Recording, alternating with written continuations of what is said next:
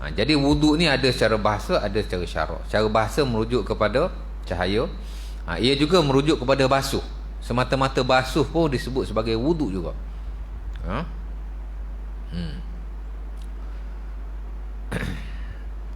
Tapi kalau secara syarak bila sebut wuduk, dia bukan semata-mata cahaya, dia bukan semata-mata basuh, tapi ia basuh anggota wuduk. Itulah maksud dari sudut syarak.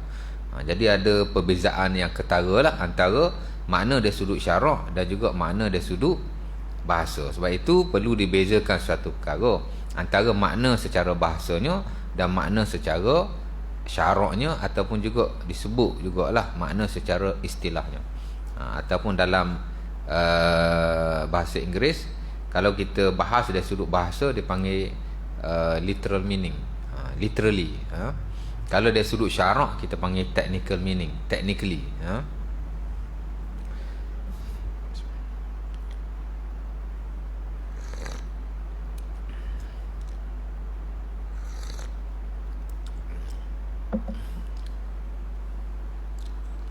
Sebab itu yang standard dalam mazhab Hanafi, menyentuh kemaluan, dan juga sebahagian ulama yang lain lah, menyentuh kemaluan tidak membatalkan wudu, kerana hadis yang diriwayatkan antaranya daripada Busrah bintu Safwan, dan juga selainnya ada hadis daripada Abi Hurairah, ada hadis daripada Ummu Habibah. Yang dimasukkan dengan basuh di situ, di sisi mereka ialah basuh saja, basuh tangan saja. Mamassa farjahu, hadis Busrah, mamassa zakarahu falyatawadda. Hadis itu diriwayatkan oleh Al-Imam Abi Dawud dan selainnya. Saya ingat dalam Tirmizi ada juga kot. Ibnu Majah pun ada hadis berkenaan, cuma daripada sahabat yang lain lah, daripada Ummu Habibah ataupun daripada Abi Hurairah. Tapi hadis Busrah hadis yang amat penting dalam perihal perkara yang membatalkan wuduk, khusus menyentuh kemaluan.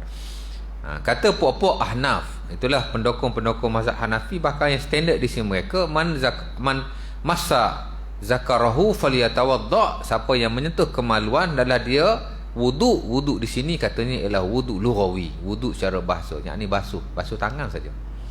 Kalau sentuh kemaluan, basuh tangan.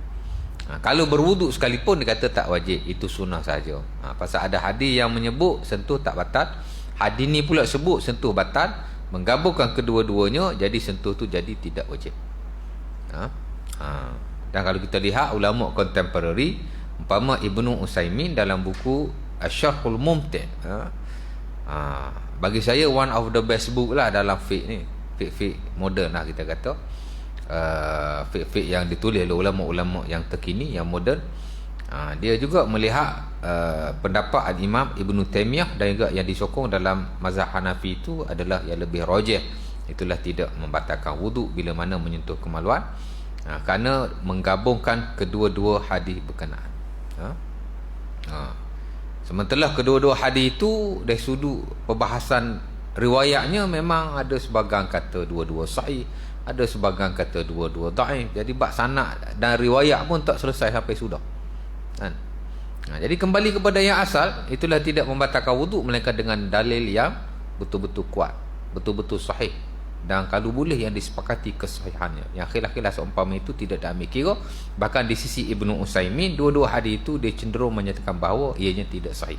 Hak sentuh kemaluan pun tidak sahih, tak payah wuduk. Hak sentuh kena wuduk pun tak, dua-dua tak sahih. Jadi kembali kepada kaedah yang asal, itulah tidak perlu berwuduk. Nampak?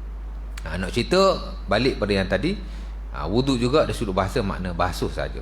Tapi bila secara syarak ataupun secara istilah, dia merujuk kepada basuhan anggota-anggota wuduk, muka, tangan dan seumpamanya, baru kita panggil wuduk. Dan itulah yang kita faham di sisi orang Melayu lah. Bila sebut wuduk, kita tak kata basuh saja, tapi kita kata basuh hak merujuk kepada nak semayang tu. Betul tak? Ini cerita orang Arab. Pasal Arab ni sentiasa ada dua sisi kepahaman. Satu kepahaman dari sudut bahasa, satu kepahaman dari sudut syarak.